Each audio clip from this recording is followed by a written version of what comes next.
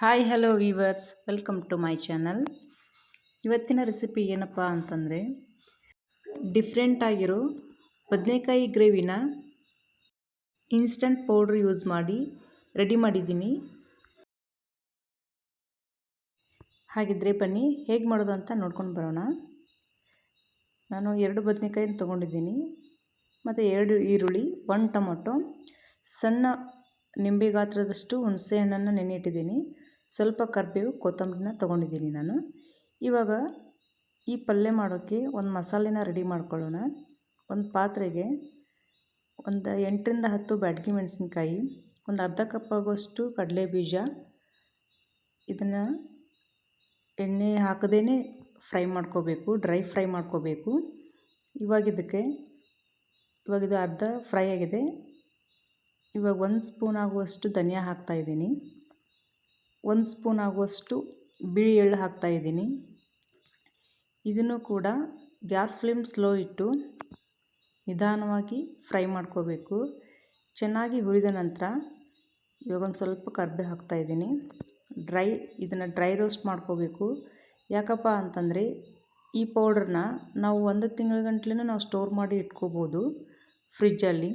ಹಾಗಾಗಿ ಇವಾಗ gas ಫ್ಲೇಮ್ನ of ಮಾಡಿ 2 ಸ್ಪೂನ್ ಆಗುವಷ್ಟು ಒಣ ಕೊಬ್ಬರಿ ಪುಡಿನ ಹಾಕ್ತಾಯಿದ್ದೀನಿ. ನೀವೇನಾದರೂ ಇನ್ಸ್ಟಂಟ್ ಮಾಡ್ಕೊತಿದ್ರೆ ಹಸಿ ಕೊಬ್ಬರಿನಾದ್ರೂ ಯೂಸ್ ಮಾಡ್ಕೋಬೋದು. ಇವಾಗ ಅದೇ ಬಿಸಿಯಲ್ಲಿ 1-2 ನಿಮಿಷ ಫ್ರೈ ಮಾಡಿಕೊಂಡ್ರೆ ಸಾಕು. ಇವಾಗಿದು ಕೂಲಾದ ನಂತರ ಪೌಡ್ರ್ ಮಾಡ್ಕೊಂಡಿದ್ದೀನಿ ನಾನು.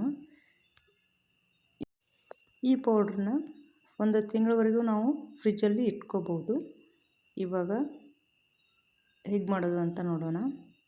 ಒಂದು ಕಡಾಯಿಗೆ 2ರಿಂದ 3 ಚಮಚ ಎಣ್ಣೆ ಹಾಕಿ ಅದು ಬಿಸಿಯಾದ ನಂತರ ಜೀರಿಗೆ, ಸಾಸಿವೆ ಹಾಕಿ ಮತ್ತು ಕರಿಬೇವನ್ನ ಹಾಕಿ ಎಣ್ಣೆಯಲ್ಲಿ ಫ್ರೈ ಮಾಡ್ಕೊಂಡಿದ್ದೀನಿ. ನಂತರ ಹೆಚ್ಚಿಟ್ಟುಕೊಂಡಿರುವ 2 ಈರುಳ್ಳಿ, 1 ಟೊಮೊಟೊನ ಹಾಕಿ ಚೆನ್ನಾಗಿ ಎಣ್ಣೆಯಲ್ಲಿ ಬ್ರೌನ್ ಕಲರ್ ಬರೋವರೆಗೂ ಫ್ರೈ ಮಾಡ್ಕೊತಾ ಇದ್ದೀನಿ. ಈರುಳ್ಳಿ ಟೊಮೊಟೊ ಬೇಗನೆ ಫ್ರೈ ಆಗಲಿ ಅಂತಂದು ನಾನು ಒಂದು ಚಿಟಿಕೆಯಷ್ಟು ಮಾತ್ರ ಉಪ್ಪು ಹಾಕಿದ್ದೆ.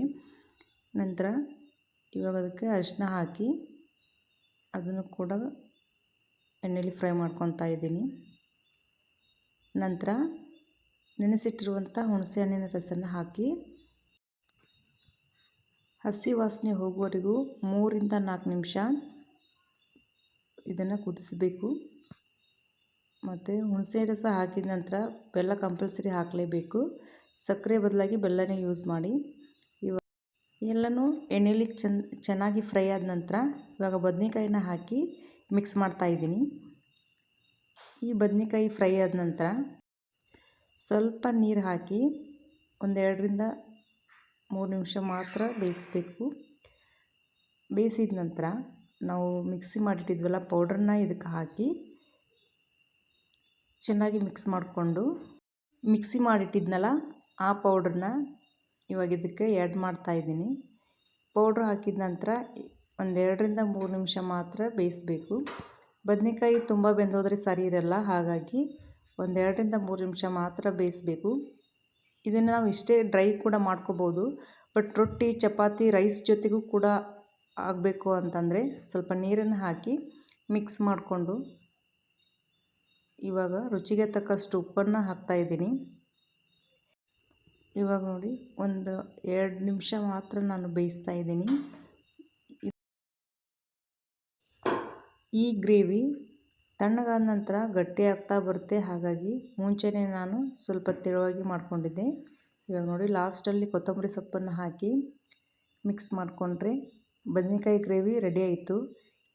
ಈ ಪೌಡ್ರನ್ನ ನಾವು ಇನ್ಸ್ಟೆಂಟ್ ರೆಡಿ ಮಾಡಿಕೊಂಡು ನಾವು ಮಾಡೋದ್ರಿಂದ ಟೇಸ್ಟ್ ಕೂಡ ಡಿಫ್ರೆಂಟಾಗೇ ಬರುತ್ತೆ. ನೀವು ಒಂದು ಸರಿ ಟ್ರೈ ಮಾಡಿ ನೋಡಿ. ಸಖತ್ತಾಗಿ ಕಾಣಿಸ್ತಿದೆ ಅಲ್ಲ? ಹೌದು, ನಿಜವಾಗ್ಲೂ ಡಿಫ್ರೆಂಟಾಗಿ ರುಚಿಯಾಗಿ ಬಂದಿತ್ತು. ಇವಾಗ ನೋಡಿ ನಾನು ಚಪಾತಿ ಜೊತೆ ಸರ್ವ್ ಮಾಡ್ಕೊಂಡಿದ್ದೀನಿ.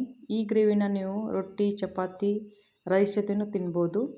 ಐ ಹೋಪ್ ಈ ವಿಡಿಯೋ ನಿಮಗೆ ಇಷ್ಟ ಆದರೆ ಲೈಕ್ ಮಾಡಿ, ಶೇರ್ ಮಾಡಿ, ಸಬ್ಸ್ಕ್ರೈಬ್ ಮಾಡಿ.